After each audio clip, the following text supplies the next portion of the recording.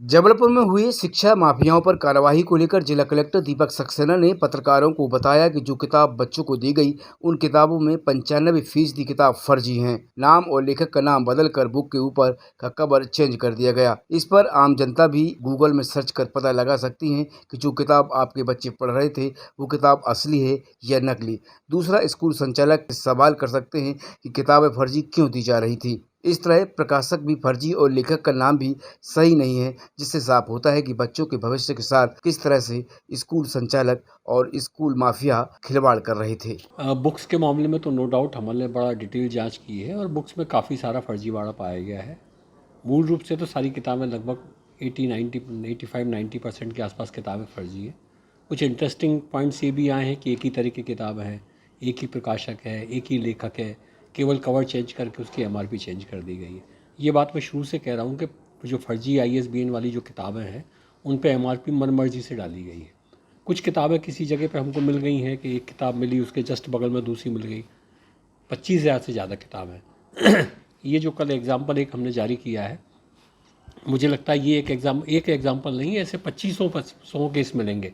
जब हम 25,000 किताबों को देखेंगे तो उस तरह की डुप्लीकेट किताबें हमको कई मिलेंगी जो एक ही तरह की किताबें हैं और जिन पे 2 अलग-अलग MRPs हैं। देखिए, एक तो बड़ा सीधा सा तरीका ये है कि आप सवाल करें स्कूल के मैनेजमेंट से कि भाई हम हमारे बच्चे को आपको सौंप रहे हैं, हम हमारी संपत्ति आपको सौंप रहे हैं। उस संपत्ति को इस अंदाजे के साथ सौंप रहे हैं कि आप उसको सुधारेंगे, पढ़ाएंगे आप उसको, उसके लिए आप फ़ीस ले रहे हो, महंगी से महंगी फ़ीस ले रहे हो, तो आप उसके लिए क्या कर रहे हो। दूसरी बात यह है कि जो किताबें बच्चों की चल रही हैं उन किताबों को जब वो ख़रीदने जाते हैं तो किताबों का जो ISBN नंबर है उसको वो पोर्टल पे सर्च कर सकते हैं। गूगल पे आप ISBN टाइप करेंगे, वो सर्चिंग आ जाएगा, उस पर नंबर डालेंगे, नंबर जैसे ही डालेंगे वो किताब का फ़ोटो आ जाएगा, ऑथर का नाम आ जाएगा, प्रकाशक का नाम आ जाएगा। मतलब जो किताब आपके हाथ में है उस किताब पे यदि ISBN सही है तो वो पूरा के पूरा उसके डिटेल्स आ जाएंगे। आपने चेक किया है कि नहीं किया? उस तरह के आते हैं।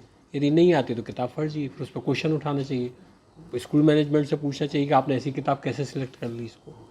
तो पेरेंट्स को ये सावधानी रखने की आवश्यकता है। साथ साथ स्कूल मैनेजमेंट को भी चाहिए कि जो ऑथेंटिक किताबें हैं केवल उन्हीं को पाठ्यक्रम में शामिल करें।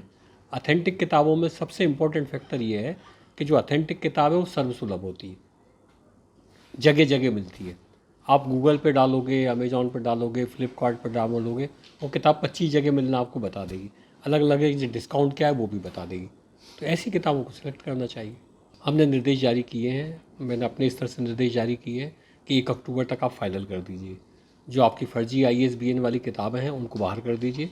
उनकी जो कुछ नई किताबें जो आप लेके आ रहे हैं उन किताबों की लिस्ट हमको 1 अक्टूबर तक दे दीजिए। जिन किताबों का आप सिलेक्शन करेंगे उन किताबों का कंटेंट आप देखेंगे, उन किताबों की सर्वसुलभता आप देखेंगे और उन किताबों की कीमत आप देखेंगे। किताबों का सिलेक्शन हमने ये अपेक्षा की है कि आप एक विशेषज्ञ समिति से कराएंगे, उसमें प्राचार्य रहें, टीचर्स रहें, उसमें शिक्षा विभाग के रिटायर्ड अधिकारियों को आप रख सकते हैं। यदि आपको लगता है तो कुछ अच्छे छात्रों को और पेरेंट्स को आप उसमें रख सकते हैं और उसके आधार पर बाकायदा एक प्रोसीडिंग तैयार करके कि किन खूबी के आधार पर आपने इस किताब को सिलेक्ट किया है, वैसे करके पाठ्यक्रम में किन किताबों का आप समावेश कर रहे हैं उसको करें। ये जानकारी हमने अपेक्षा की है हमको 1 अक्टूबर तक मिल जाए। मुझे लगता है इसमें बहुत जल्दी राज्य शासन स्तर से भी निर्देश जारी होंगे और एक तारीख डिसाइड होगी जिसमें पाठ्यक्रम में परिवर्तन के बाद जो किताबों की जानकारी है वो एक निश्चित समय सीमा में प्रस्तुत की जाए।